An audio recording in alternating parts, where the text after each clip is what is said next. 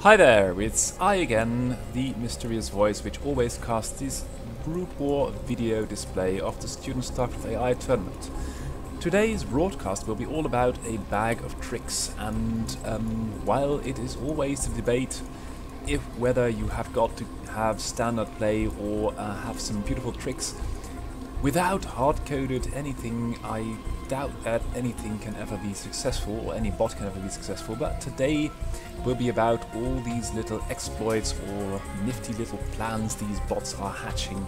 And for today I started out with my good friend RedBerg, and full disclosure, and always I try to do it this way, I try to cast games which I haven't seen myself, and this broadcast will be all about those, because I need to keep it interesting for myself, and well, I'd always like to see if these bots are really if I can rely on them to bring a good game. So we've got WAPA, it's the Red Terran by the name of Surenkled, of course, that's the author, and WAPA is playing as the Terran. He is going for, looks like a bunker. Let's see, or a depot. No, it's going to be a bunker. So, relatively safe play, and at the other end of the map, RedBerg is going for a very fast expansion with only a handful of Marines to protect it, and meanwhile has got the worker lead, which will be increasing because of this extra command center. Now, WAPA is going to do its one and only build, which is pretty powerful. Back in the days, talking about 2013-14, it was pretty strong. One of the better Terrans with Ice Labs and CrazyOh, of course, but WAPA had a very, very deadly push, and it still has it, so without giving anything away, that is always something you can count on to do damage for you, to just have one build order with a very solid push, and then macro a little bit behind that. So we'll be seeing that this game as well. Meanwhile, the Marines of RedBergs are on the scouting path, haven't found anything yet, and you can see they've got quite a little army, of course, with a bunker and a handful of mech units. That is not going to be, well, not going to win in the game at this point. Meanwhile, worker disparity is about 50%, and that is going to be, oh dear, these Marines really were very brave, but there was a siege tank already, so that didn't really work. Oh, and they came in for another round, that's pretty clever. But there you go, you can see a lot of Marines just being fed into the gauntlet, and with vultures and one tank and a handful of SCVs trying to protect this bunker, which will diminish the working force of WAPA, but there are enough SCVs for one base. And now the vultures are going to go on the warpath, and these Marines, they really can't do too much. So while WAPA is, and I'm not giving away any secrets here, is going for one big ugly mech push, which is going to do a lot of damage, RedBerg has got something else in mind, and that is going to show hopefully pretty soon, but you never know. And meanwhile, a lot of Marines are going to die to these two tanks and the vultures. The vultures aren't even touched. Oh, and now the Marines started firing at the vultures, but for the time being, WAPA is as happy as a clam in a shell and is going to build a lot of workers too. Now, RedBerg, what are you going to do? Just send in a lot more Marines. Oh, now we've got medics in the mix as well. But with this minefield and all the vultures and now 2-3 tanks, this is not going to work. But with the medics, these Marines there attack the mines, that's good. And the third base is started for RedBerg. That's also pretty clever. And WAPA is going for the 50 worker mark. RedBerg lagging a little bit, but then again, 50 workers and 2 bases. You are going to need to do some expanding, or you're going to mine out relatively quickly. And WAPA is sitting back for a long time, and RedBerg is just feeding units. But here comes the twitch. Here comes the switch. It is going to be something rather unusual, and you can see the third base was started here. This will be the fourth base, and now RedBerg will have 4 command centers to the 2. And although the tanks are relatively untouched, you can see that these vultures are suffering a little bit from the constant influx of Marines, and although it's microing quite well, in the end the supporting units of WAPA will be relatively few. And with a nice repair. That was quite a feat for that time, not many bots that did that. The third base is up and running, 55 workers, and another one, and another base. So RedBerg is really going into massive macro mode, and you can see what's going on. Oh dear, here we go. We've got the ghosts, and we've got the, of course, we've got the attached covert ops, and a third base started for WAPA. So this will be the point at where the divergence starts. Because as we are talking about tricks, while we are going to have a very nice and deadly push supported by battle cruisers, that was a novelty back then too. No other bots were doing it. WAPA is really relatively slow on two bases, 60 workers, 30 each. This is going to mine out relatively quickly, and by the time that main will be out, I think the third will be up. So worker transfer in progress from the natural, and WAPA still isn't okay. Here comes WAPA with the slow push. And RedBerg, well, if you've got a lot of infantry, and you're not going to stop that anytime soon. So you will see by the movement of this push, you've got a handful of siege tanks, supporting units, and a battle cruiser, and a mobile force, a couple of raids overhead. And the raids are going to suffer a little bit because there is a lot of comsats on the map, and that is going to be and that last raid just died. So this base will fall, there is no doubt about it. You cannot stop a push like this with infantry. And oh dear, you see the dot here, and that's RedBerg's play. This game could not have been better. Here comes the thunder. If they don't kill this ghost relatively quickly, no, here it comes, and this is going to be perfect. Oh dear, oh dear, oh dear. The battle cruiser nearly dead, but here comes another one. But that was as big a nuke as you could have possibly imagined. And now, oh, there is even an SCV going to town on this command center. WAPA is going to have make do with a 40 supply army, and now the army is still not been able to reach the third. And perchance there will be another ghost rolling up, and you can see on the unit tab if there are any nukes available. There aren't at the moment. I can imagine there will be one building at least, and it will show up here as well. The ghost will probably cloak, hopefully in time. No, it won't. Oh, that's a pity. And once this nuke is done, you can see there is one nuke available, and immediately these two ghosts are cloaking, but there is a science vessel now. And this ghost might just be in range of the science vessel. So that's unfortunate.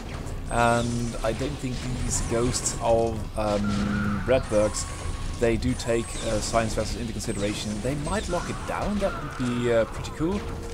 And or try and kill it, but no such luck. And this push, although it was badly decimated by this one nuke, and that of course is RedBerg's trick, is going to, wow, but you can see over here more bases and silos are being built, and it's to be hoped that will we have lockdown as well. We have got lockdown, but it's not being used. I believe that there might just be the small chance that this, yes, here is a nuke.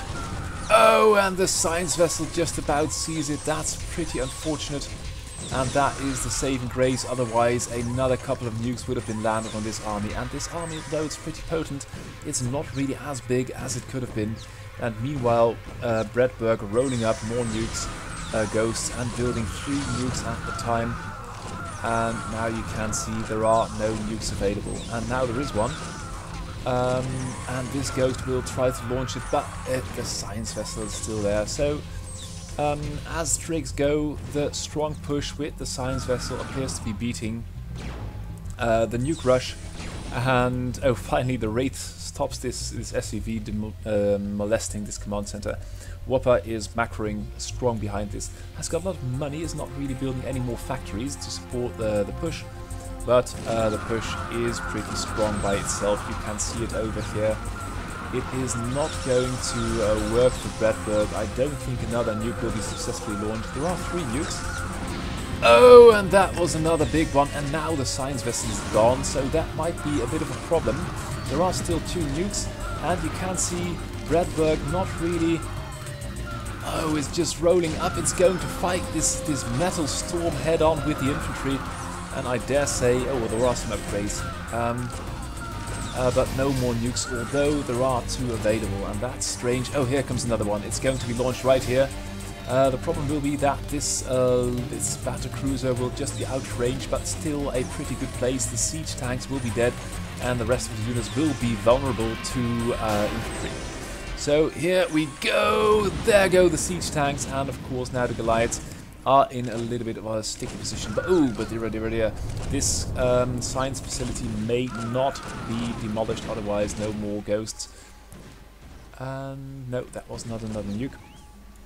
And now we see the SUV of WAPA taking some back. But now RedBerg is in a significantly better position. Is there another science vessel coming? There isn't, and there is no science vessel on the field, so that's a bit of a problem. And now you can see the infantry is rolling, and production capacity wise RedBerg has enough. There are barracks all over the place. So while this is a gimmick build, it has a very solid foundation. There are lots of silos all over the place. We've got 4 nukes available, and we have only got to wait for one to be launched. This ought to be, yes, there we go. Where is it? Where's the dot? Here is the ghost, and the dot is right on top of the battlecruiser. That's going to be expensive. There are some siege tanks, but without vision it's not going to work, and I think with 500 damage these battlecruisers will just survive. Oh, just barely survive. And where is the Biostorm? Here comes the Biostorm. There are a couple of siege tanks and 2 badly damaged battlecruisers, and the Biostorm is going to roll. These stormtroopers are really suffering. There is another science vessel, but it's in a very precarious position. The tank dies, and the supporting forces are not really equipped with enough firepower to deal with all the Marines. I think I missed. Oh no, the thingy is here. And now, where is the damage going to be done? There are no... Oh, yes, there is. Oh, but it's just in range and it's going to die. That's unfortunate. And there is still 1 siege tank. These 2 battlecruisers, they have to be repaired pretty quickly. Oh, and the SCV is still at the command center. So that's another nifty trick that RedBerg's got up his sleeve. And that will be pretty devastating because this base has been ransacked. The natural is getting pretty low. And now the bunker has been breached. There is a science vessel now, but it is not working. So the deadly push from WAPA got cut short by all this infantry. And if you look at the production tab, it looks like this. It's crazy. There are 10 barracks being built all over the place. God knows why. Probably because RedBerg's got so much money and supplies there. And the rest is, as they say, a lot of forces. So this tank has got its work cut out for it. It's got so many kills, but there are so many medics as well. And now, ooh, the Marines. Oh, the Marines will get the credit for this kill. That's pretty unfortunate. This SCV, these 2 SCVs had this thing down almost completely, but now it's going to be over and out for WAPA, and the only thing remaining is for us to keep tabs on the main army to see whether another nuke will land or no. Army supply wise, there are 4 nukes, and I think that's a hard-coded limit, because if you've got very much more than 4... Oh no, there are more buildings still, wow. They do take up 8 supply, so that's quite a lot. And WAPA still got a pretty good army, but it's 33-4 versus 124 supply. And this base is still mining. It's strange. There are all kinds of forces rolling by, and this SUV. Okay, well, all kinds of crazy stuff going on. But now the infantry is rolling up, and it's going to do a lot of damage. The ghosts are dying left and right, still because of this command center, this science vessel. And you can see the atrocities or the damage committed by this mech army. The siege tanks are really blasting their way out of this, and the bio army has no choice but to relent and step back again. Now, WAPA has got this base mining, and I don't know why RedBerg isn't cutting it short. These Marines, with the 4 of them, could do it easily. But now you can see the real problem is breaking out of this with 44 supply. That's still a pretty good army. So it's not over yet, but I really can't see WAPA doing very well. And these Marines are moving. They are so sad. but now every shot that WAPA takes, it cannot be replaced, and the medics are in there. I don't know why. Oh, and now this command center is damaged. It's not being repaired, and that's one of these things. You've got to repair your buildings as a terran, especially if they're as crucial as your last command center. Meanwhile, WAPA approaches 50 army supplies, got Matrix Goliath running the show, and some tanks in the rear. The natural command center was rebuilt, for what I do not know, and immediately RedBerg taking another base, pouring stuff into everywhere. There is 120 army supply, and you can see it's maxed. And only when the killing starts, it will hit the Ghost and the Marine button, and it will build so much more. It is going into full berserk mode, and even now you can see these fields of barracks. They are building and churning out Marines everywhere. They're rolling in so fast, and even if you lose 10 Marines to a single mine at this point, or a medic, it doesn't matter anymore. Every vulture that you kill, WAPA is under so much pressure. It's got no more money. It's got this one base over here, and that's about it. So 42 armies. Oh god, I missed that. Let me... I've got to look at that again, because that was Hannes RedBerg's trick. It was the nuke. And where is it coming to come from? The science vessel. Where was the science vessel when that happened? It's really... The minefield is being cleared. We saw that earlier. So much life being lost for virtually nothing. And you can see now RedBerg's retreating, and the production tab is ungodly at this point. So the science vessel is over here, and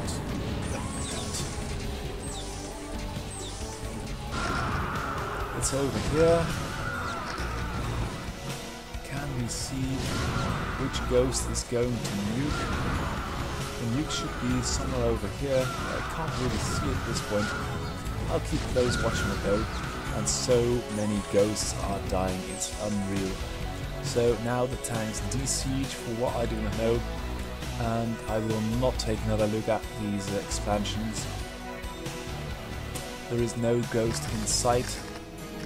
Here comes the mine clearing again, and now there ought to be a ghost. This one is and it's going to nuke right here.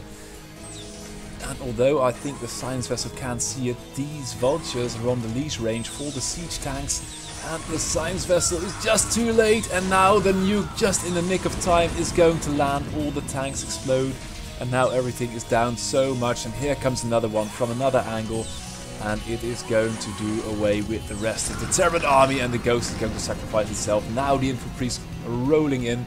The production tab will be at an end, because... well, you've got to be maxed right now, and now all the bio is moving in, and RedBerg, it is such a phantasmagorical play of power and nukes. I like it very much. So within this broadcast of bag of tricks, I think I'm going to call it, I think it's a very nice start. So here comes another one. I don't know. Oh, it's going to be here. So lots of damage being done. Immediately another one gets launched, and the rest of the troops is keeping its distance. So another one, and immediately another one, because as you can see, oh well, I think the supply is full with all kinds of infantry. We've got 50 ghosts, 8 medics, and 50 marines, and I'm sure that's enough to be going on. So when the nukes are ready, and I hope that I will see another one, because it's so cool spell to use. And the physical labs is going to die. Here comes another nuke. Where is it going to be launched? Or does RedBerg think, well, we've got enough, we can just do this with the infantry we've got. So that's the GG for the first game. And let's hop into the second game, which will be another game with WAPA. And this was not on purpose. I just took a look at all the bots which did cool tricks of some kind or another. And perhaps the deadly push of WAPA will prove a little bit better this game. I picked this game actually to show you the beauty which is Thomas Weider's XIMP. And I don't know what XIMP stands for. It's XIMP. But it has got the most perfect, delicious cannonball of all time. and behind the first two it's going to take a quick expansion, and then you're going to see many more cannons. WAPA taking a quick command center without even the 2 Marines we saw last game. Somehow it's gleamed that Ximp is not going to be aggressive in the early game. And Ximp, what's it going to do? Build a lot of infrastructure, and here comes the first indication of what it is. It is a pair of Stargate. And then, of course, Cyber Core, and then another Stargate. And more cannons in the front, and WAPA taking a 3rd base, but the army production is relatively slow. So Ximp, sitting back behind this wall of cannons, has got 4 Stargates and of course a Fleet Beacon. And with the Fleet Beacon, I should show you, comes the Interceptor upgrade, the +1 weapons upgrade for air, and now you see the beauty. They are going all the wrong way. That's a bit messy, but they will find a vulture. But what they do, they'll just hug the edges of the map all the way around, and then are going to hit this base over here. And it's not logical. The enemy is over here, and most pathfinding algorithms just use the natural choke to the natural choke and defend over there. So although there are a lot of Goliaths, the Goliaths will not be in the right place, and as you can see, the second wave has departed with an observer already, and Ximp has taken this middle base as well for no good reason. But now the carriers are going to fly straight over the Goliaths because they were pestered by the Wraiths, and it looks like WAPA has got some kind of an anti-Ximp build as well. This base over here though will be forfeit because there is nothing there, there are no turrets, and this base could be damaged as well, but I don't think that the carriers have spotted it. They're just going to resume their blind course, and this carrier has found this base over here. Now WAPA has got a sizable army, but it cannot go things like this on for, cannot let it go on for too long. I just don't have to split all my prepositions and stuff. So once Ximp spots any kind of anti-air, namely Wraiths, it will build Corsairs. And you can see, although a couple of buildings are being lost, the Wraiths have got everything well under control. And here come the Corsairs, but they find nothing because all the Wraiths have been cloaked, and now they head straight back, and WAPA has got this huge delicious army pounding at the cannon wall of Ximp. So that is all about Ximp and all about WAPA. The one's got a carrier play, which is pretty good, but as you can see now, as the still air unit will build Corsairs, and Corsairs are pretty good, but they don't fare too well versus Goliaths, and the Goliaths are taking a lot of damage from the cannons, but in the end WAPA will win this, and forget it not, WAPA and Ximp are from the same era, so they have got quite a bit of strategies tailored to beat one another. And ooh dear, no, not in the red, it's not going to burn down, and this game will be over. And what if Ximp had taken this path? This base would have been killed, and WAPA wouldn't have as many resources to fight with. For now, I think I'll speed it up just a tiny little notch. There are more carriers, but by now it's over. This main base, middle base is mining out, and there are so many Goliaths. If you look at the army composition, you see 53 Goliaths and 6 tanks, and the tanks are just there to kill the cannons, and this game is pretty much over. So without further ado, next game up. It is Banana Brain versus Martin Royaker's Lita bot. And Martin Royaker's is known for making a lot of bots. We had, I had a look at how many deactivated bots we had, and there were about 100, and about 10 of those were Lita bots for all kinds of different tournaments, different years. And we've still been promised Lita bot with influence maps and Monte Carlo tree search, but that's still going to take some waiting, I suppose. So I'm not going to tell you which tricks are going to be in this game, or I hope are going to be in this game. Well, this trick is not really a trick anymore, it's just a SimCity, which is pretty good, and there is another Terran bot which wished it had a similar walling capacity, and that bot's called CrazyOh, which is no longer the #1. That's something I can show you. The leaderboard at this point looks like this. We have got the Cutest with an incredibly high ELO rating. It's almost approaching 2,500, then CrazyOh, then Purple Wave, then Ironbot, but this is really insane. That's at a level where I'm going to refresh it, perhaps another couple of games have been played. Oh, it's dropped a little bit, but it's very, very high, and it's more than 100 points up on CrazyOh, and that's no mean feat. Later on, I'll show you which trick is responsible for that. TSU Random doing really well, Cherry Pie doing incredibly well, Banana Brain, Microwave, Killerbot, B-Reaver, then Heracamma, Andrew Smith, of course it's Skynet, and then all the rest, but this is so impressive. Purple Wave rocking up slowly, but it's not quite there yet, not at the level of the Cutest. The Cutest is the king of the hill at this moment, and well, there will be a game of Cutest as well. So, but for now, we have Lita-bot. Lita-bot is going to do as play by itself. It's pretty wacky. So that really doesn't take much. Oh, and there we go. This is exactly what I had hoped for.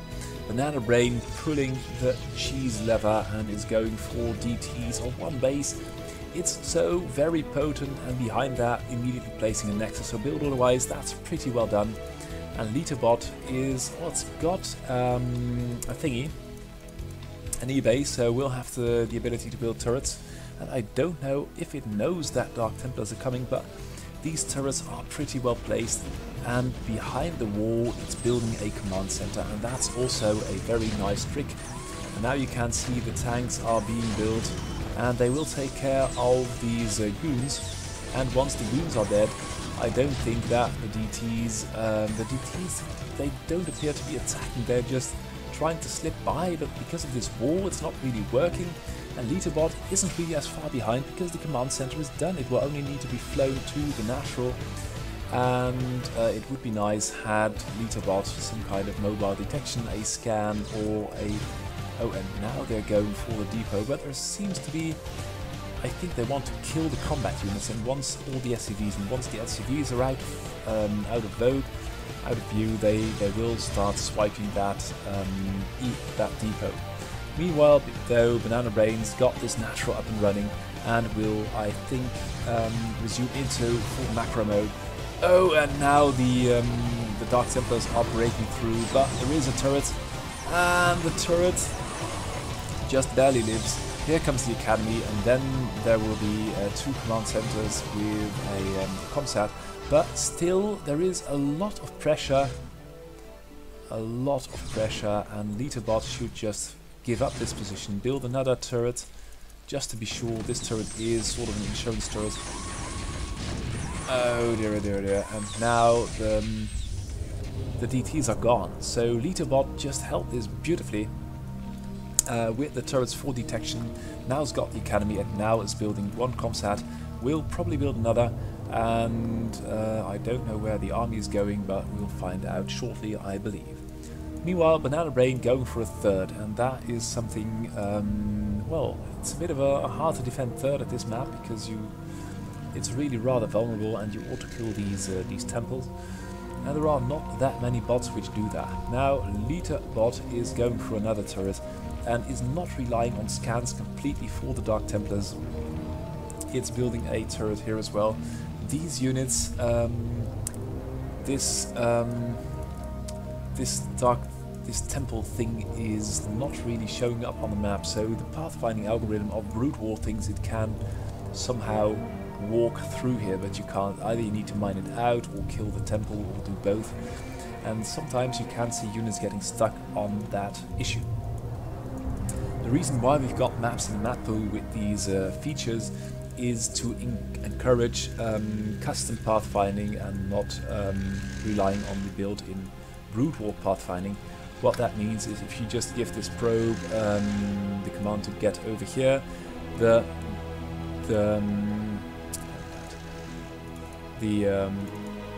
better. The Brute War pathfinding will say, well, we go about this, and in the case of a neutral temple, if you tell some units from here to go to there, it will say, it doesn't register on the pathfinding algorithm that there is a temple over here. and that will be problematic. So now Banana Brain is rocking up, but Litabot's got quite a good tank army, and Banana Brain is about to find that out. So this is a lot of tanks. Could have been better, but with the infantry, and normally, oh, that's good, that's spell use, that's storms, that is going to hurt so much. These Templars are not being prioritized by Litabot, but finding killed. And Litabot for the moment holding strong, but Banana Brain is all over the map, and this is one of these other things. Just build 1 or 2 cannons at the base.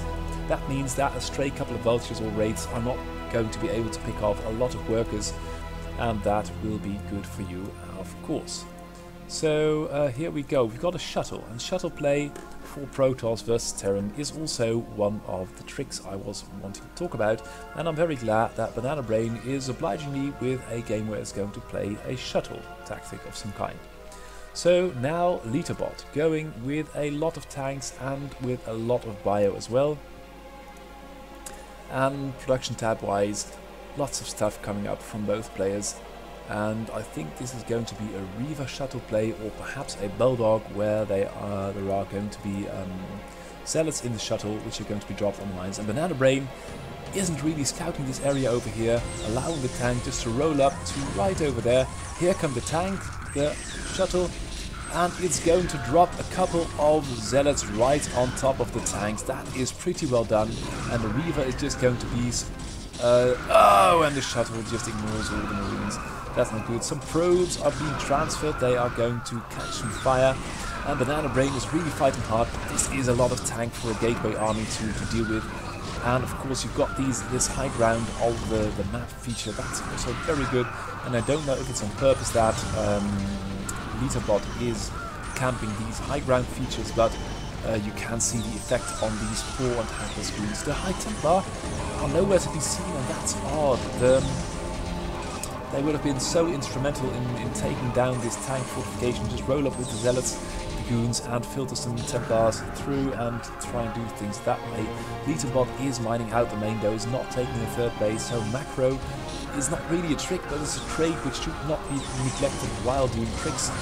And so many High Templars with so much energy, and Litabot is going to approach, and it's going to be bulldogged again, perhaps in the hope of some friendly fire. Where are the High Templars? It is mind-boggling that they are not there. And production tab, lots of stuff being produced. Oh, and an EMP on all the High Templars. That is pretty cute. And if you are in the, if you are able to make something like that happen, it scores a lot of pro points for you. Now, these Archons have got their work cut out for them, because there is such a lot of damage rolling up, and of course a good push is worth a lot. And you can see where it's going to be another EMP on the Archons. That's so clever. Litabot really off 2 bases, rocking this match. And Banana Brain, although the Dark Templar push appears to be pretty effective, in the end is not going to succeed with it. Now Litabot is going to kill the natural. The High Templars are not going to get anything done again.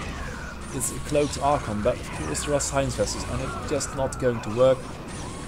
You're going to need storm, you're going to need lots of it, and you're going to need it pretty fast.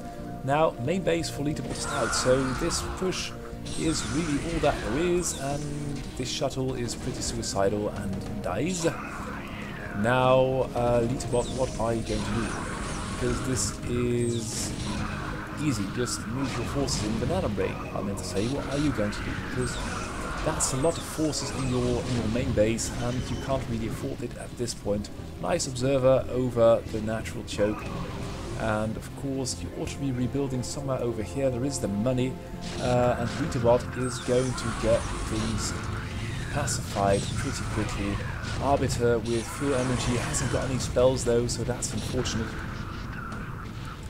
And is going to hang there and die to one Marine probably, or just not. And now Banana Brain has got a lot of workers, and Litabot is leaving all this stuff alive. And there is one Zealot, but one Zealot, what can it do? So Litabot rolling the map over with its tanks, slowly but surely, not taking a third base. But I think the damage has been done. Here goes the main base, and there is still one Arbiter and a couple of observers, but that's that, and only now is Banana Brain rebuilding, and that's relatively late, and it's going to pay the price for that. The tanks take care of the cannons, and this base is sort of up and running, but with only 2 goons versus the concentrated might of Lita, it's not going to be. So lots of tricks here again, and let's hop into the next game. It is Guardbot. The author of it is, of course, Aurélien Lamant. It's from France, and well, let's see what kind of tricks we are going to see here. Sparks is going to do the Sparks play, which is not really a trick as much as a build order, so won't be spending too much time on that. But again, we've got some kind of a SimCity, and that is very, very necessary in this day and age, as we saw last game in Litabot versus Banana Brain, where the SimCity and the scans stopped the Dark Templar play. So we can see now here, Lings arriving 1 and 2 at the time, and 1 and 2 at the time are being sent from over here. But while Sparks has still got 1 base only, we see that Guardbot has got this main base with about 10 workers, has populated natural with about 8, has taken a 3rd, and oh, the 3rd is over here with 1 worker, and the 4th, and is about to play some kind of a just a moving Marines in there. Oh, and Zerglings, and now we've got a Hydra as well. So this Marine is just going to live, and the units are just being filtered in 1 at a time. Sparks taking a natural, which is always a good idea. Garm taking another base. Worker-wise, Garm's pretty low, 25. Could have more. Could have more hatcheries. And Garm can't really get too much done with this wall. Of course, the wall is mobile. You can lift the barracks and then move out.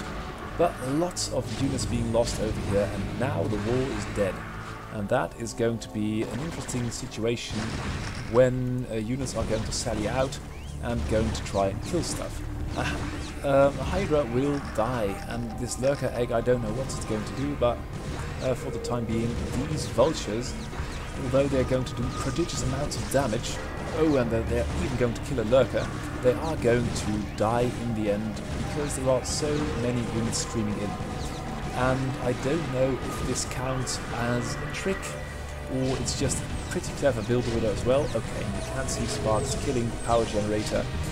Good idea to do the splash damage because there are multiple power generators stacked, and all the oh dear, so much damage being done. This base is operational. If Garm will find it, it will send units. By now Garm's got most of the maps occupied and is just throwing units left, right and center at everything. And Sparks will have to contend with that. It will have to somehow determine its position and where the safe areas are and where they are not. Dropship play by Sparks. I'll go and see what's in that. Oh, a couple of SCVs. That's a nice way of transferring SCVs. And now Sparks extending its area of influence onto this area over here. And of course, it's got quite a strong army. It's got 44 at this point, although it's got the map. Garm has got 14 army supply. And then I saw a queen somewhere. Oh, and a muter. So that's also very good. There is not much in the form of anti-air, so this muter can do relatively well. It's going to take out a tank for basically nothing, and then is going to go after another tank. So that's pretty well done. And now the muter is going to die, but all these units, there are hardly any units which are completely undamaged, and that was a broodling who saw it correctly. And the queen is going to die probably. Yep, there it goes. So Sparks in an okay position upgrade-wise. Garm hasn't got really much. Got broodling, got lurker. Is producing all kinds of wacky units all over the place, even Ultra Cavern. That's pretty strange. And worker-wise, it's of course complete garbage that you've got the map and only 34 workers, but hey, there you go. So, units everywhere. Sparks roaming the map, killing units left, right and center. Guardbot trying to do things with a 5 supply army for reasons, and building ultras of 30 workers. That's complete rubbish, and of course Spark is rolling the map. But you can see the potential in this kind of play. You can harass all the bases all across the map, and these Lings are now going to find a target. The problem is that Sparks has got things so well under control. There is no area which is completely undefended, And if Garm had found this base and was running Zerglings into here, it would mean that Sparks would have to retreat some units, and then the decision making for a bot gets really hard. But now it's not really the issue. And although we've got an Ultra Cannon, this build order at this point is just rubbish. You've got Queens, you've got the Mutas, you've got Ultras. You've got a handful of workers because the worker count has now gotten too low. Oh, that was Yamato, that was Q2. The worker count is now too low for Guardbot as well, but Sparks has sadly forgone enough brains to deal with this kind of play. So there you go, here goes the map. And yeah, 2 bases being attacked at once. Pretty good. Let's hop into the next game, which is Tiemuzhen Zerg versus CrazyOh, and I don't know why I picked that game. Must have been some logic to that. I think I'm just going to have a look at what kind of tricks we are going to see. CrazyOh, of course, has tried to fight off all the aggression by Ironbot, by Tiemuzhen, Terran, and mostly by the Cutest, and its general play, I feel, has suffered a little bit. So now worker transfer, very quick, with only 1 army supply, very quick natural, bunker up. Tiemuzhen Zerg is going for, looks like, some kind of 2-base muta play with a nice defensive sunken over here. And here comes the lair. Oh, and wow, that's a pretty quirky build. I don't know if it counts as a trick, but I doubt it. And Tiemuzhen, wow, what are you going to do? CrazyOh throwing up a lot of cannons because the scouting SCV has seen everything, and this is obviously not going to work as a surprise tactic anymore. Tiemuzhen building a couple of hatches is always a good idea. Now, where is the army? We've got 1 muta, we've got another one. The vultures are being set on by 1 muta. They are not really interested because they can outrun a muta, especially without speed. And now Tiemuzhen is on a wild vulture chase, and the only chance they will have is if this vulture gets itself stuck on some kind of a cul-de-sac like here, but then it will just turn around and with minimal loss of life move the other way. And meanwhile, Tiemuzhen is swarming the map with Zerglings, and that is another, I think it's going to be sunken.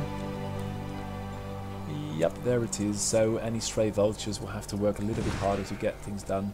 Now Tiemuzhen, what are you going to do? Kill the eBay and move around the map with your vulture, with your mutas and Zerglings. Will there be tricks though? That's the question. Floating buildings may count as a trick, extend the sight range of siege tanks. And Tiemuzhen with a relatively late third could have taken more of the map. CrazyOh starting a third, so CrazyOh appears to be in a good shape this game. Has got the, I don't know why you would want to do that in a TVZ, but perhaps we are going to find out.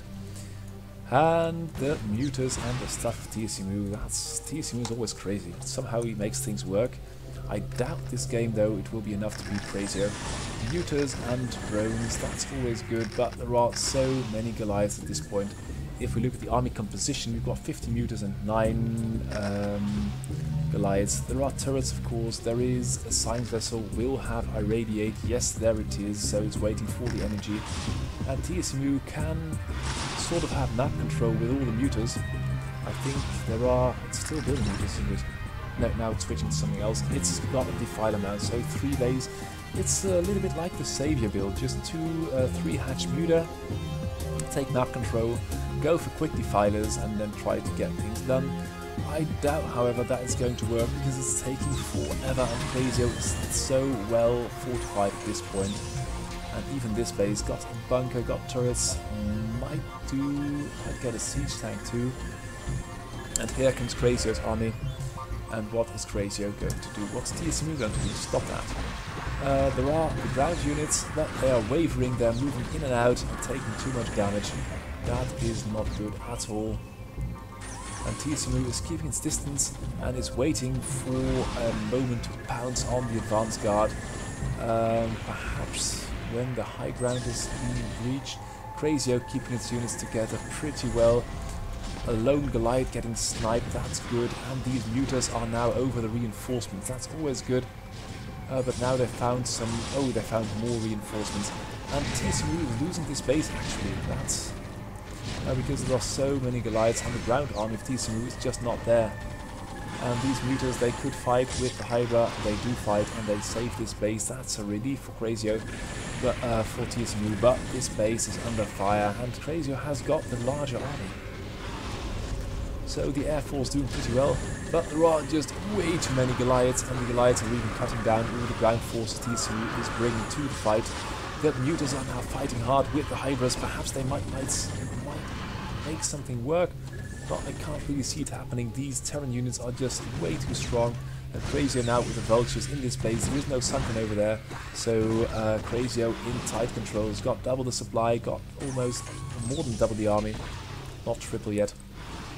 And TSMU, although it's fighting well, CrazyOh is just placating the map with mines and buildings, and it's got such map control. You can see how hard it is. This push over here, shielding the expansion over there, and taking control of TSMU's third. There was a swarm and a plague. That's pretty cute, but in the end, I doubt it's going to make much sense. And of course, with plague and swarm plague can do you a lot, but in these large open maps, it's very, very, very hard to make things work. CrazyOh at this point is maxed. If we look at the composition, it's very mixed. It's medics with some marines, with a couple of vultures, with a lot of Goliaths, 10 tanks, 1 wraith, 2 signposts and 1 dropship. TSMU's got a wacky composition of its own, but it's got 40 versus the 120 armor supply at this point, so it doesn't really matter anymore. And CrazyOh is just going to move in, make the kill, and claim this game. All the Hydras, and I don't care what upgrades they've got, are just going to fall to all the siege tanks and the Goliaths. Sunken doing more damage than Water, but CrazyOh at this point just going to steamroll. Building unit composition wise, not really worth much. We didn't see too many tricks except for Swarm and Plague, and not test examples. So let's hop into the next game. And again, I didn't see these games myself. I picked a number of them where I would find a couple of nice tricks and fancy plays, and well, that game was a little bit off. It was a pretty good game, but not really tricky or flashy. And now we've got Purple Wave. Purple Wave is doing pretty good. I need not remind you, it's at the number 3 position. Above Ironbot and TSMU Random, and is trying to get something done with CrazyOh and of course the Cutest. But the Cutest, it's 178 ELO points up on Purple Wave, so the Cutest is in the saddle pretty tightly. So Steamhammer working hard. J Scott has been working so hard on this bot, it is really out of this world, and so many bots have been based on Steamhammer. It's really what's hard to keep track on that anymore. And now the Zerglings are trying to fight off the Zealots, and this isn't really a trick, it's just a two gate, and that's pretty strong because you are able to build a lot of Zealots and do a lot of damage with that. Now Steamhammer's got this one sunken down, is really lacking workers at this point, also got it sunken in the main base. I don't know if that was wise. But then again, hard to second guess that. And now we've got another sunken coming up, and the worker count for Steamhammer is really low, really depressed. And meanwhile, Purple Wave is building a lot of Zealots, so we'll have to do something before these sunkens hit, and now they think better of it. That is a lot of Zerglings, and the Zerglings are fighting so hard. Catch a Zealot. And I think that Steamhammer has helped this. Building workers in the background, that's so very important for Zerg to do. Not forgetting to build workers, because even though you are under a lot of pressure, you need to build sunkens, you need to build army, you also need to build workers to mine minerals, otherwise you are going to be out macroed, and that quite quick.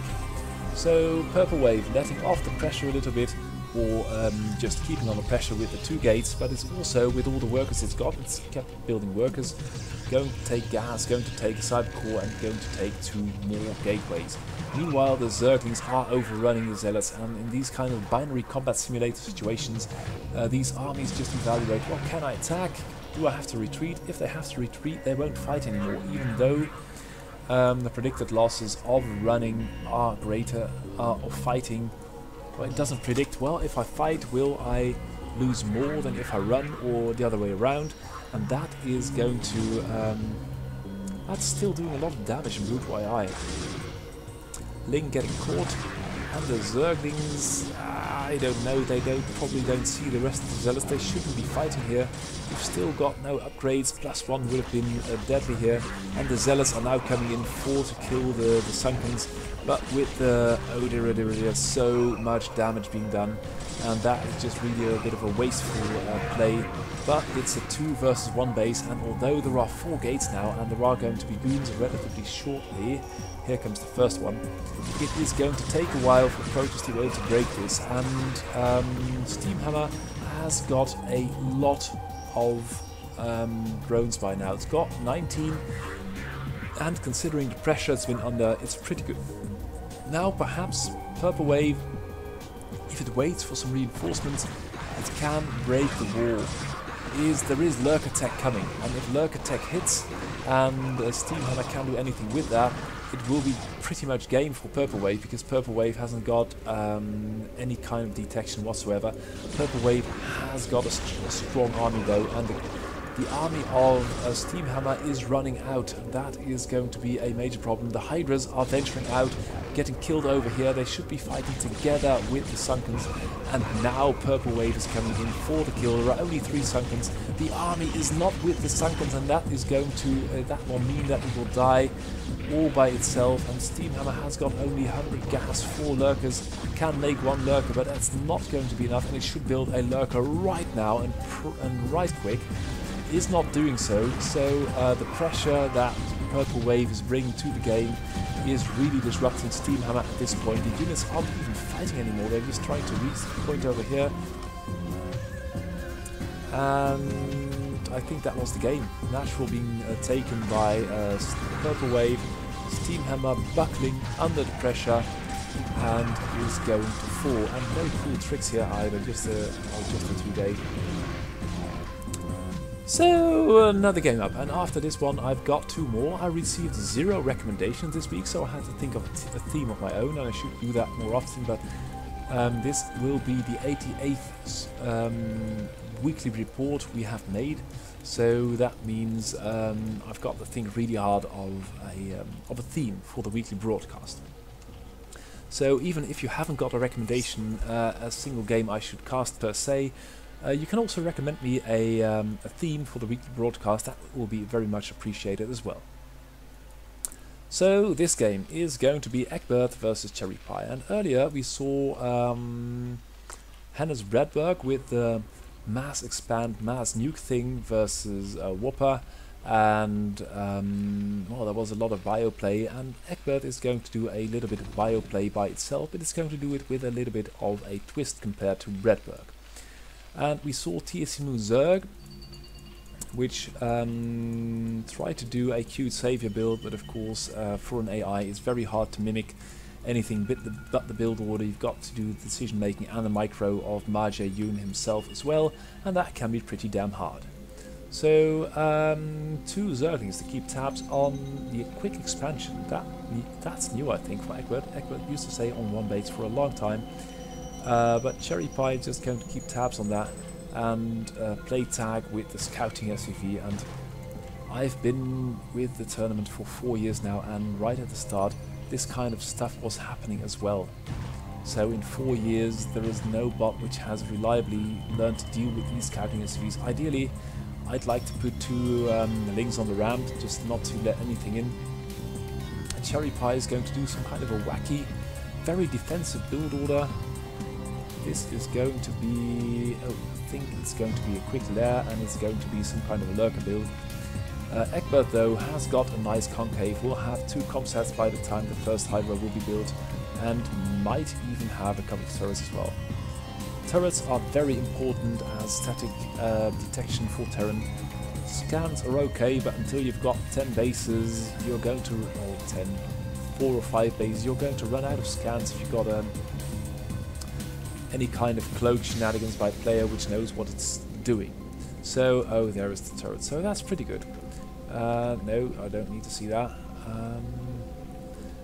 Wow, that's pretty wild. We've got Overlord Speed, +1 attack, and no lurker aspect. This is the income graph, and you can see what you've got to... let's look at the battle first. Cherry Pie with a lot of units, and Ekberg is running all the time, and Cherry Pie has got the better engagement micro, better decision making, so it knows that if the enemy is running, it won't attack. And if these Terran units would stim just the one, oh, the stim is not yet done, but now they are fighting, and you can see how much damage they are doing to the Zerglings. Is that bad? Well, yes and no, because Zerglings are pretty cheap and are easily replenished. If this Terran ball gets rolling though, you'd better be damn careful. And now Stim's ready, and this Terran blob got just so much stronger. And Cherry Pie has got Mutas now, so that's going to be a more expensive unit to lose. But Ekberg isn't really fighting as well as it could. Only when it reaches the ramparts of its natural, it's going to fight really hard.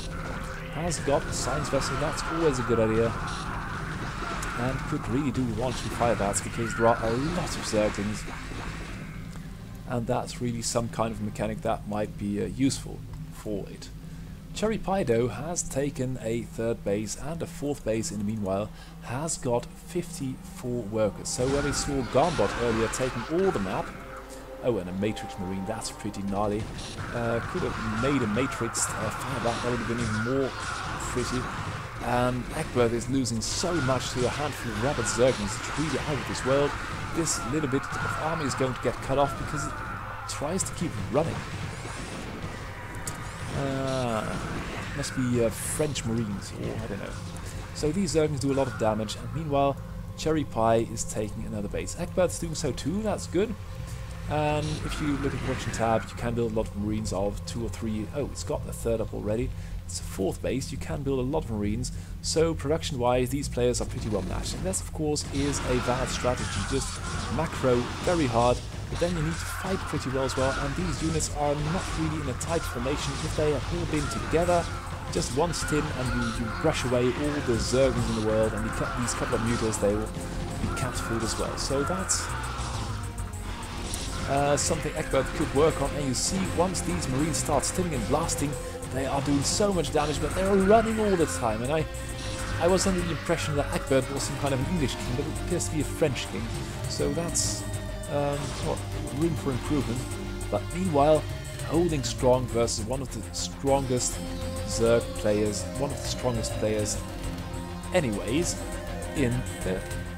on the ladder. Now again, units running, that is not good. And although Cherry Pie's got a puny army, it's got 71 workers, it's up on workers, and it's building all the hatches and stuff it needs.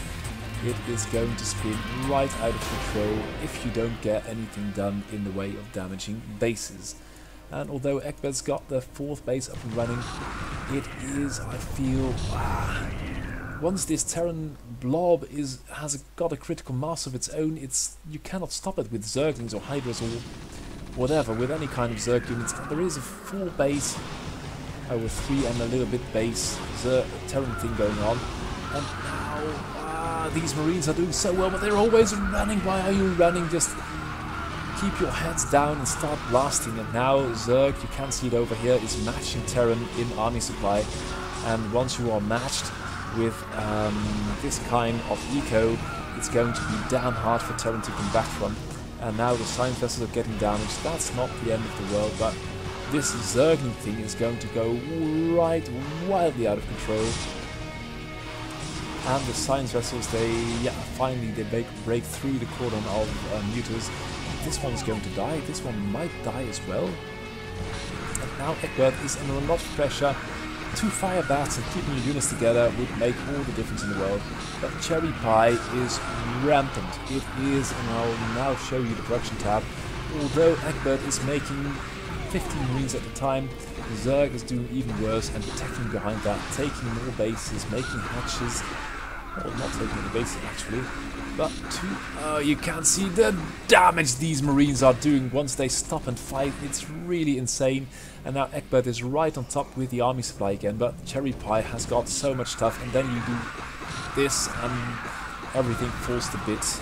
But once these Marines are blasting, these Zerglings are suffering so hard. 2 Firebats. 2 Firebats would have meant genocide on these poor Zerglings.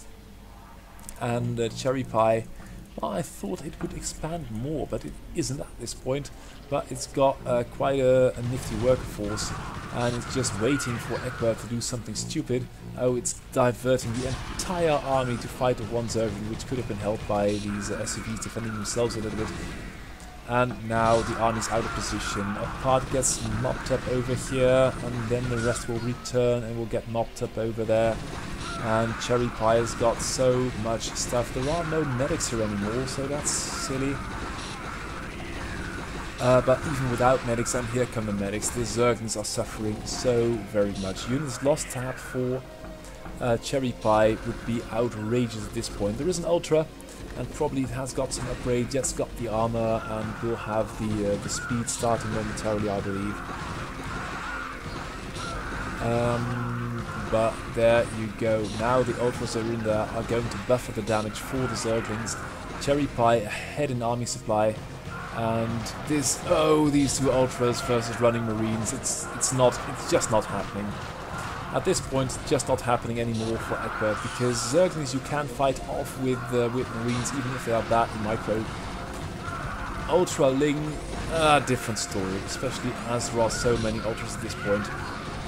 We've got 10 Ultras, 55 Zerglings, and another base taken by Cherry Pie. Main is out. Main is out as well. And yeah, there we go.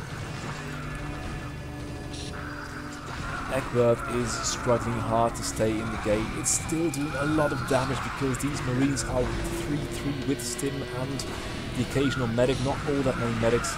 And Cherry Pie is just grinding his fist into this choke of death with the bunker and all the Stim Marines which are coming from all the barracks over here. That's pretty painful. Ekberg taking another base, but Cherry Pie is right on top. He is not even going after the SCV, is going after the command center itself. That's pretty cool. Or has got the, we'll have ultra speed soon too. So this might take a while, but in the end, Cherry Pie will prevail, although Ekberg has got a lot of concentrated firepower in this area. It is just not going to work, because this base is falling. The Natural's the only base mining, it's pretty low, and this base has been raised, and this base never got off the ground. So Cherry Pie in a golden position is going to just make stuff and move it into the enemy base. And although the Marines are fighting heroically, it's just not going to work. There is nothing being produced for Ekberg. Cherry Pie doing pretty well. And Ekberg now trying with the last round of medics, but at this point it is not going to work. Cherry Pie is increasing army size so quickly. We've got 7 ultras, we've got nearly 100 lings, 7 mutas, 100 ling number breached, and that's the GG just about Cherry Pie, oh, just before it's maxed. So that can always be a pretty good trick. So, penultimate game of today, which, well, today was pretty cool. The theme still is bag of tricks, and been showing you all the tricks that these bots have. Some of the games haven't contained any tricks, that's a bit tricky, but then again, it's much more interesting for me and more enjoyable for you, I hope, to hear a game casted which you haven't seen before. Then my enthusiasm is at its peak, and it's pretty nice to see these bots do all these cool things, even though they are bots which haven't been updated for 2 years or more. In the case of Heracamma and Icebot, Ice Labs, all the bots called Icebot, but whoever made it is a team from the Ice Labs. It's intelligence and game thingy from the risk-making university in Japan. So I is going for the SCV Scout, and Heracamma is going for a handful of Zerglings, which will stop the SCV from will not stop the SCV from running into the main base and seeing everything. And that's also something you could, and it will get caught. No, it will just move out. Oh dear. Oh, and the drone nabbed it. That's cool. So if you're going to do a cheesy play, you might want to prevent the enemy from scouting what you're up to. So place 2 Zerglings or 2 2 workers at the ramp. We'll do something over here at the natural choke. You got some city a little bit, but that's okay.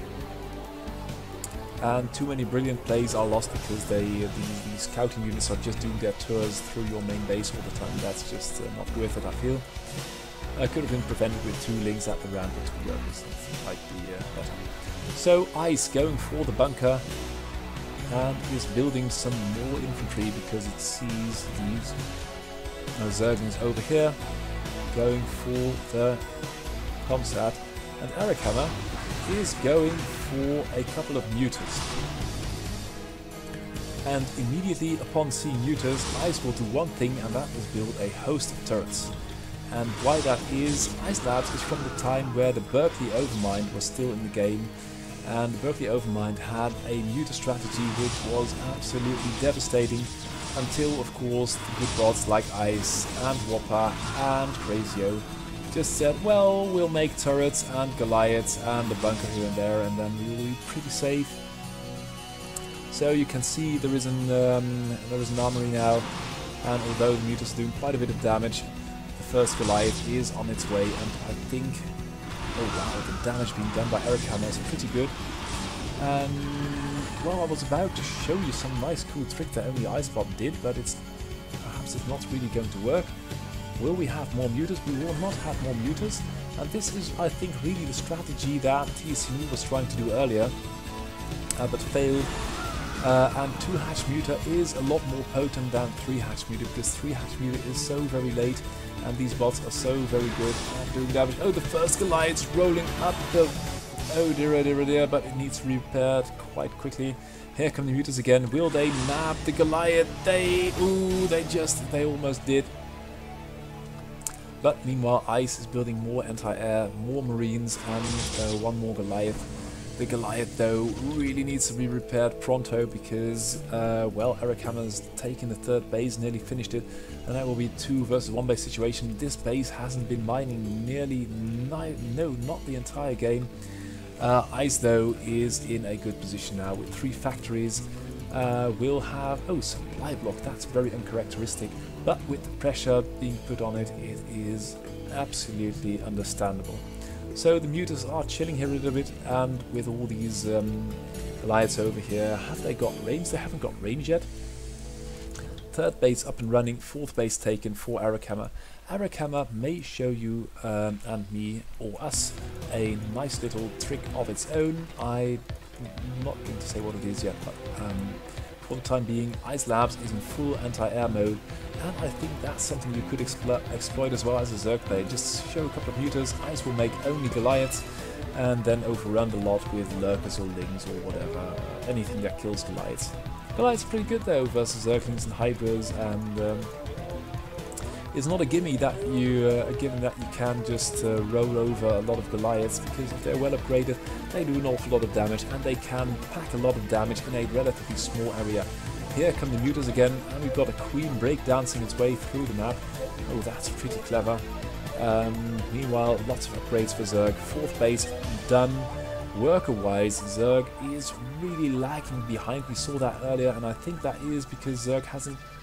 well, it's got 2 drones standing around here, but it hasn't got hatches. Has not got enough hatches, and as a Zerg player, you need at least 1 extra hatchery per base if you are going to get anything sensible done. I like this, just 1 sunken per base, and it means that the entire base will not be shut down because of a single vulture.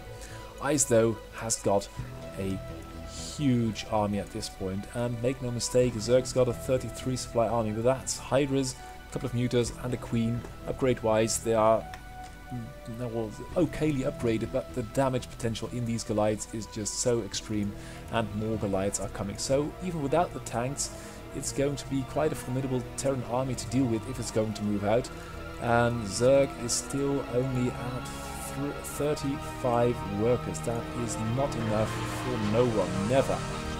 And these mutas, well, we got 2 Valks and about 20 Goliaths in tight formation, really tight formation, so that's not going to work, obviously. Zerg is finally building some more army, and the occasional worker, but it's not really very enthusiastic in doing so. And that is really, really a bad build order. It's just going to be constrained on hatcheries and larvae and workers. Still 37 with full bases. That's no way enough. And now the Zerg army is right bypassing the army. Is going straight for the third. Is going to get caught up. Oh, and there we go. The Hydras are fighting the Goliaths, and the Goliaths are pretty okay in dealing with Hydras. But okay, now they've got some nice surface area. But these Hydras are doing pretty well. Now they're going to fight the Goliaths, and I think the Goliaths are going to win this easily. There are just so many, and with the backup of a couple of Marines, the Goliaths are going to blast their way out of really anything. And that is a nice trick. Where is that shuttle? Where is that? I don't have a... I don't have a really good Darth Vader voice, I believe. Where is that shuttle going? If that shuttle's not very careful, it's going to go straight to hell, and we'll never know what's in it. Probably a couple of vultures or Goliaths. Would have been nice to drop them, but unfortunately, the Valkyries on the warpath, and yes, you can do all the cute micro you can think of, but versus 4 Valkyries, you need to bring firepower as well, and as 4 Mutas, you don't really have that at this point. So, Defilers, oh, that's pretty cool. And this 4th base of Ice is going to be run over. Ice is doing okay, but lost a lot of Goliaths in this battle over here. And now we have this drop with a couple of Goliaths, and we can see that this Sunken is doing a lot of damage, because if you have to leave it all to the drones, these 3 Goliaths are doing so much damage, and the drone count of Heracamma was garbage already. At least Heracamma killed this base over here. Oh, and killed another Goliath. That's pretty cute. Heracamma now exploding all over the map, but still these... oh god, what's it making? Handful of Goliaths, and finally still making Goliaths. Still only now the Hydras rock up to the main base and save it. That's good for reasons, I don't know. Don't know why that swarm was cast over there. But now Heracamma appears to be in a good position, because worker-wise it's still in a garbage position. Ice hasn't got an army, and the reason for that is that Ice is building a rubbish army with, that is 6 Valkyries, that's 18 supply. You can see that it's only 6 Marines, 13 Goliaths, and 6 Valkyries, so that's not going to work. One good Plague. Have we got Plague? We haven't got. Oh, we've got Plague. We've got no energy. So Ice is doing okay. Yeah, lose that Queen is rubbish anyway. Oh, this is such stupid unit movements, you would not believe. Goliaths have now been dropped over here. That's good, but they are going to be cut down. And Heracamma is slowly taking more base, and the worker count still rubbish, but it's getting a little bit better over time. Dropship over there. And Ice's army is going to be crappier every single minute, because Ultras will do quite horrible things to Goliaths if they're given half a chance. And still Ice is building Goliaths, and I don't know what I've got to think of the unit composition of Hydra Ultra, but I'm pretty sure it can be this thing over here. So now in the 3rd base, workers are being evacuated still to... oh, well, we've got... oh, that was a pretty good thingy, swarm. And now with the Hydras and the swarm, they are quite effective in killing Goliaths, so that's good. And I don't know why the concept is getting such an incredibly high priority, but that was a lot of damage done to this base. Unfortunately, nothing decisive, and Ice has got a huge army, Heracamma hasn't, and I think that even some... oh, 1 Valkyrie got killed, that's good. And another drop over here. Heracamma is really struggling to get any kind of show together. It's got 30 army supply, and that's really bad. And I don't know why it's not being more decisive anywhere on the field. It's got a lot of bases, taking another one. Got a lot of tech, but hasn't really got... and now you can see this kind of show rolling out. And losing stuff for virtually nothing, because these Goliaths by now have got the 2-2 and are just going to crush anything. Yes, sending in a lone Ultra, that's certainly going to kill at least one Goliath, and take one hit at another one, and that's that. Oh, and that's a neat trick. It's an infested command center. That's pretty good because now, well, of course, the natural's getting low, and that might even be a pimp play if you just take out a couple of command centers and infest them all. You haven't got to kill them, but just get them into yellow health and infest them, and that's good. Now, Heracamma, I don't know, is making infested turns. I don't know if that's should have the highest priority. But this Terran Death Ball's on the march, and Heracamma is just losing so much stuff, you wouldn't believe it. And this Defiler hasn't got a clue, hasn't got energy. A good Swarm or a good Plague on this might do wonders, but I fear it's just going to die like all the other Defilers we saw earlier. Now Heracamma is going to attack over here, that's good, but it's got no plan. It's all running about, killing one building, damaging another, killing a couple of workers. Just pick your fight. Oh, and there we go. Lots of Scourge on the command center. That will be pretty cool. And another Defiler without energy. And Ice has got 100 supply army, and if it kills these 3 bases, Heracamma will be in a god-awful position, especially if it's going to lose very many overlords, then it will be supply blocked, which is not a good thing for anyone. And here come the Goliaths, and there are quite many.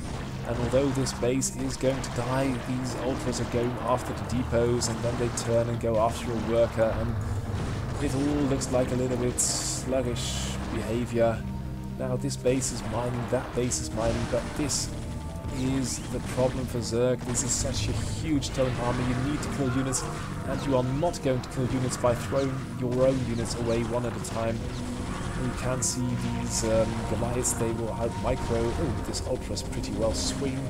1, 2, we'll get 3 Goliaths. That's pretty good. That's an acceptable trade. And Ice will kill this one base. There is a Sunken over there, and these Goliaths, oh, they're not so low, but this base for Terran just lived and might have been raised easily. Now, Heracamma, what are you going to do? We are seeing 2 Scourge, but it has been Scourged already. And again, the Goliaths are murdering stuff with all their tactics.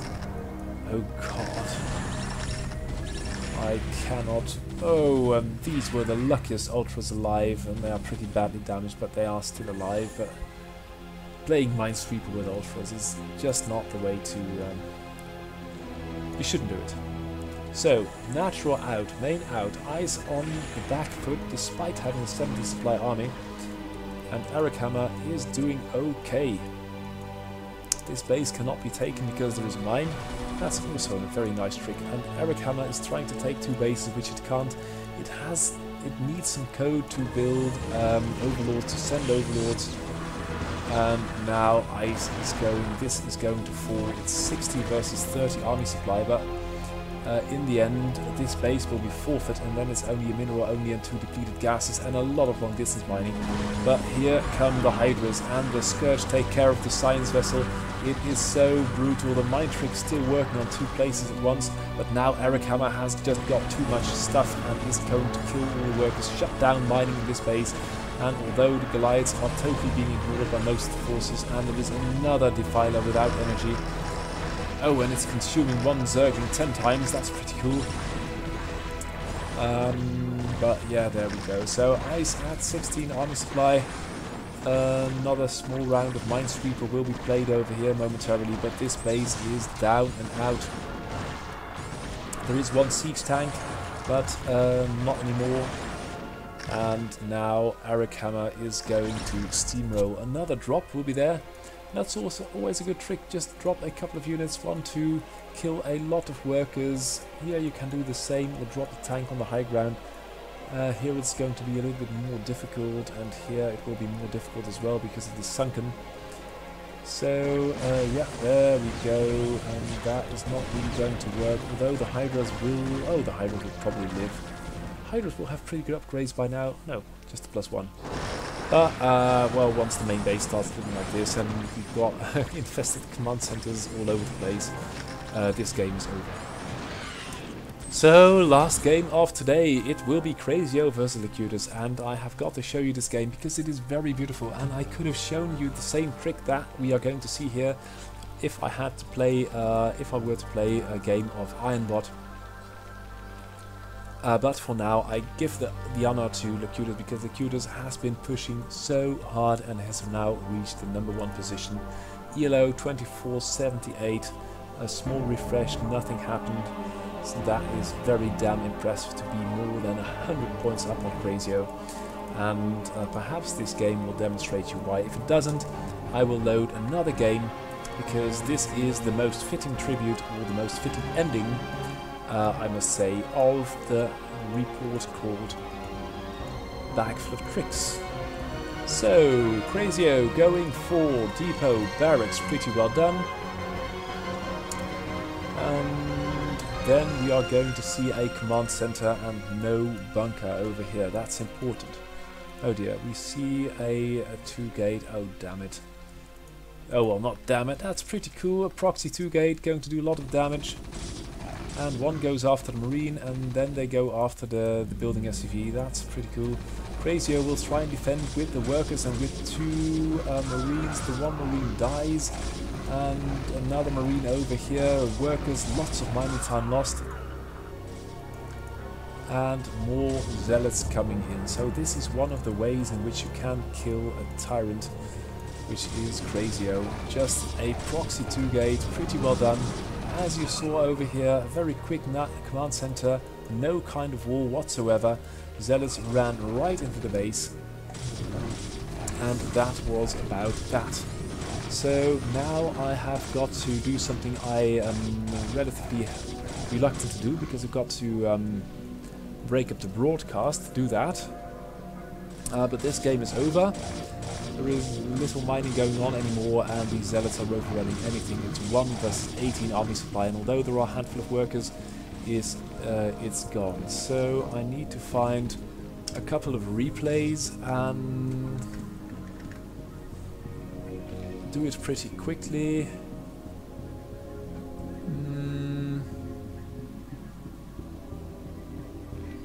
Perhaps this one. Another Cutest versus CrazyOh. I need to tone it down a little bit, but let's see how Cutest is going to fare this game. So, oh god, no, it's going to be the same game. Proxy 2-gate. Sorry, I need to close it. And that's that. Will this then be the same game again? Because Cutest can also do another cool trick. However, it seems like proxy 2-gate is all we are going to see. And I would want to show you something else. Where the hell is it?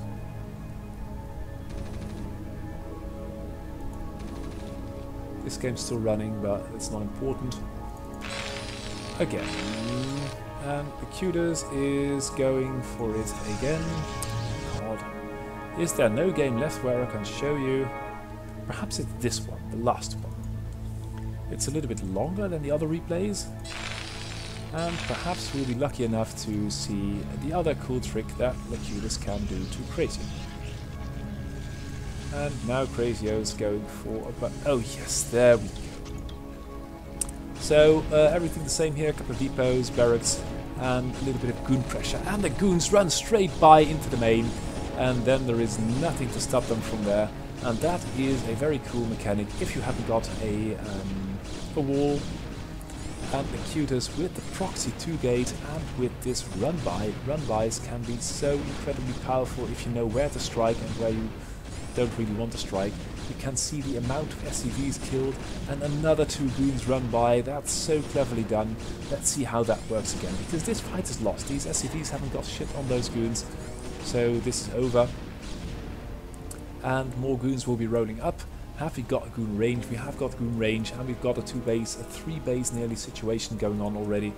But just look at how this works. There are SCVs underneath this repairing, and now we've got 3 goons and 4 goons, and well, they say, well, we've got 4 goons, what can they do to us? And we will just slip by, and meanwhile the main base looks like this. This bunker is in full health, but unfortunately it's not going to get anything done. And another 2 run by. So this is the game, and that's mainly the reason why Cutest is beating CrazyOh at this point. CrazyOh hasn't got a wall, and then again these ranged goons can be pretty nasty even if you have got a wall. We saw that earlier with the DT and goon strategy by Banana Brain, and once you've mopped up the main base, you've got about, I don't know, 15-20 goons, and you can just go after the after the last bunker. You can even outrange it, or trying to run by in the other direction to kill the eBay. For reasons, lots of goon blood being lost, but in the end it's going to look like this. So, bag full of tricks, and they are still trying to run by where they should kill it. That was the game. Cutest is the new #1. If you've got any games you want to recommend for next week's broadcast, please send them to my email address up here, and if you want to recommend a game for next week's broadcast, you are welcome to do that as well. For now, I thank you very much for watching, and say goodbye. See you again next week.